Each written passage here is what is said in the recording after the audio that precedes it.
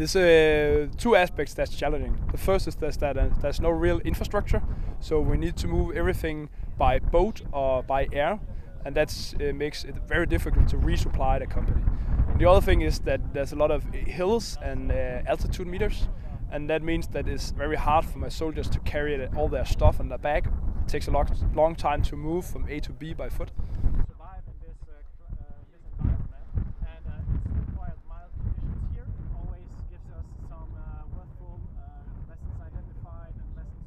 Die Zusammenarbeit insbesondere mit unseren Gastgebern, den Dänen, aber auch den französischen Alliierten hier vor Ort, läuft reibungslos, weil im Grunde der Erfolg oder der Misserfolg vom Einsatz militärischer Kräfte in diesem Umfeld von den ganz grundlegenden militärischen Fähigkeiten abhängt. Und da wird einem französischen oder einem dänischen Soldat abends genauso kalt wie einem deutschen, und gleichzeitig genießen wir alle gemeinsam noch Sonnenuntergang des Polarlichts.